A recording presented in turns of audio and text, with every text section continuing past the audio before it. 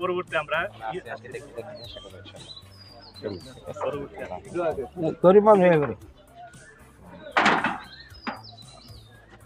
ধৈর্য হারা হইন না, সবকিছু আল্লাহর আর কি।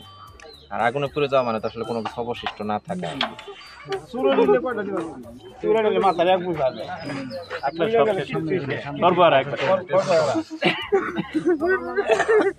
নদীতে ভাঙলে বাড়িটাও থাকে না।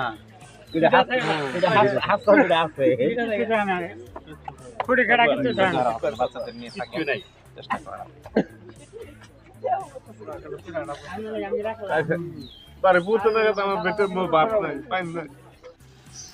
বিসমিল্লাহির রহমানির রহিম।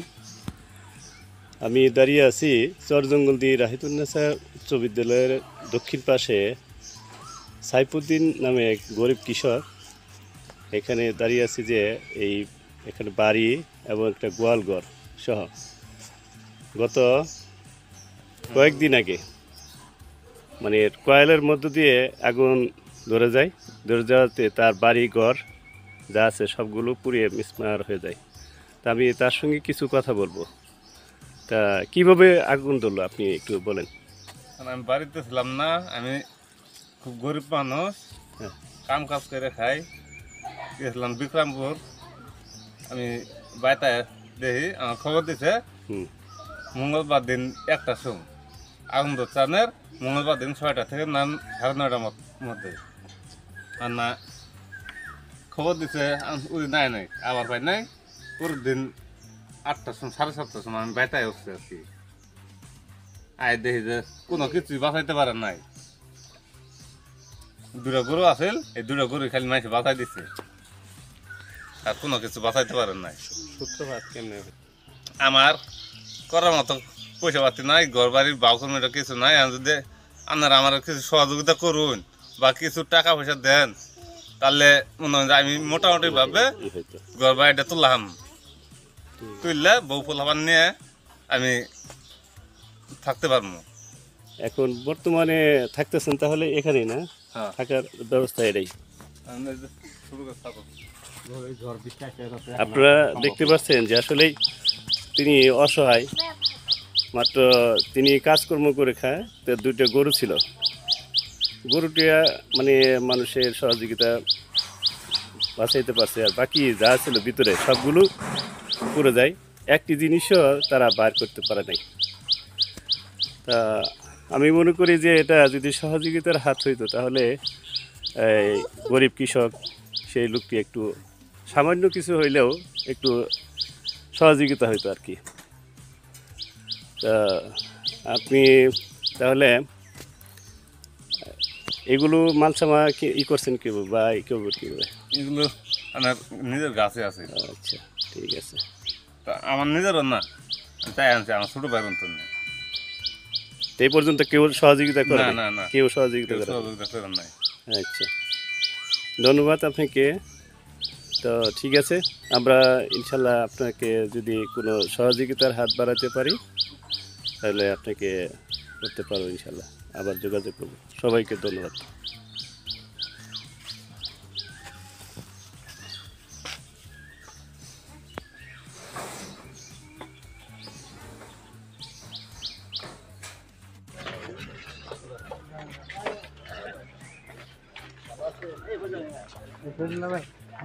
সাইফুদ্দিন ভাই এদিকে আছে, একটু দেখাই তো বাইরে আমাদের রাশেদ ভাই।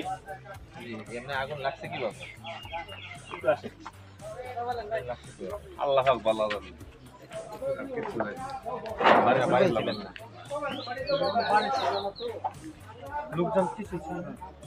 লোকজনের মধ্যে খালি আমার বেঁচে পারছিল, আর কেউ ছিল পোলাপান ওভার ছিল।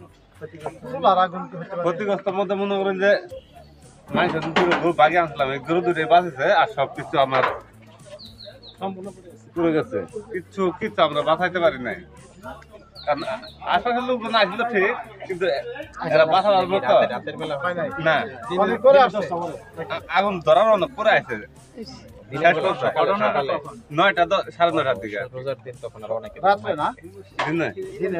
দিনের বেলা আরে এখানে ফায়ার সার্ভিস আসবে কেন? এত দূরে আসতে তো ফায়ার সার্ভিস সবসময় আমার মসজিদ থেকে আসছে। আমি জিজ্ঞেসি আমি আমার খবর দেন, খবর দিলে তো আমি খুব চিন্তা আমরা ছিলাম হাসপাতালে। আমি ছিলাম ঢাকায়। ঢাকায় কেন? মানে অসুস্থ ছিল কি? জেলা সমিতি আমি গেছিলাম কারণ আমার এমন একটা পরিস্থিতি, দিন আই না দিন খাম নাকি, এমন একটা অসহায় লোক আমি। ছেলে মেয়ে কয়জন? 3 জন, একটা মেয়ে 2টা ছেলে, ছেলে 2টা ছোট ছোট, মেয়েটা মোটামুটি। আল্লাহর ইচ্ছা, আসলে আল্লাহ হচ্ছে এর মধ্য দিয়ে কোনো কল্যাণ রাখছেন। হয়তো অথবা বা আপনারা আল্লাহ পরীক্ষা করতেছেন। পরিচিত করতেছে। যে কোনো অবস্থায় টিকে থাকতে হবে, আল্লাহর কাছে দোয়া করতে হবে, আল্লাহ যেন সবকিছু সহজ করে দেয়। সহজ করে দেন, এটাই বড় কথা। আর আমরা দেখি চেষ্টা করি কিছু করতে পারি কিনা। তাছাড়া আমাদের দেখুন, পক্ষ থেকে সবকিছু চেষ্টা, আর বাকি যা কিছু করার সব আল্লাহ এই দোয়া আমরা করে যাই। কালকে রাত্রে আমরা কালকে রাত্রে আমরা আমাদের যে বাইরের লোক, আমরা তো পরে সকালে পরিচয় দেওয়ার পরে চিনছি। রাত্রে আসতে হবে, রাত্রে আসতে হবে। ভাই আসলে আবার এই যে ওরা গতকাল সকাল 10টায় আসেন।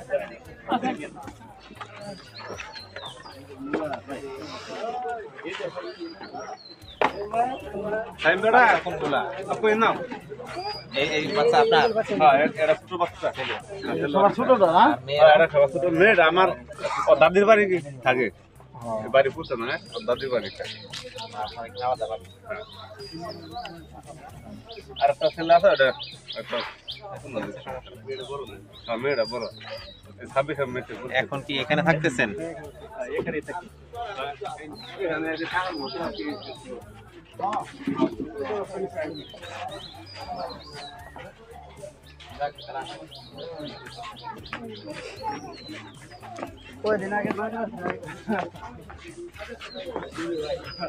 কালকে আমি আসছিলাম না হ্যাঁ আমার আমার তো একটা আমার একটা ইউটিউব চ্যানেল থেকে।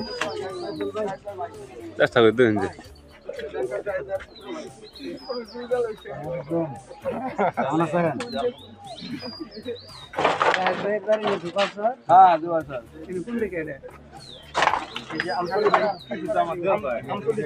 ভবন পানি দিয়ে আমি এখন যাতে যত খাওয়া পারি। পরবর্তী আমরা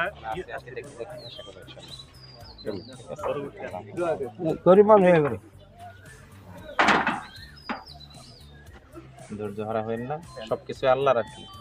আর আগুনে পুড়ে যাওয়া মানে তো আসলে কোনো কিছু অবশিষ্ট না থাকা। আপনার সব শেষ সর্বহারা একটা নদীতে ভাঙলে বাড়িটাও থাকে না। না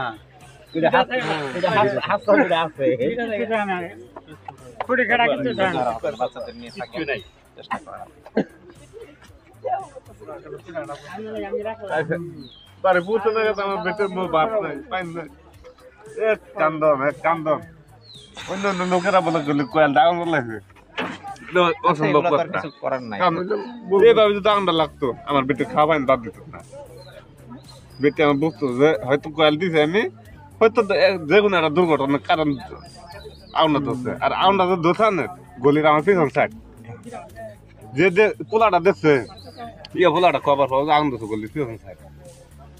এর ভাই আমি ছেড়ে দিছি, আল্লাহর কাছে ছেড়ে দিছি। আল্লাহ যদি মাইস হওয়াও ক্ষতি করে থাকে, তাদের জন্য আল্লাহ হেফাজত করে।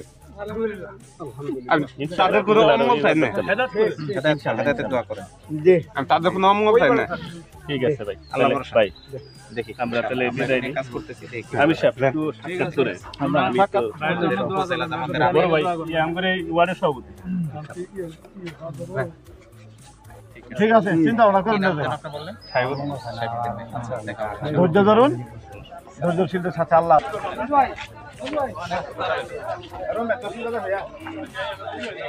আমরা ওই যে আরেকটা বিষয়, এই যে আশাফ ভাই কই? আশাফ ভাই কি বিষয় আপনার? বাড়ি যে শহীদ হয়েছিল, ওই শহীদকে এটার সাক্ষাৎ করছি।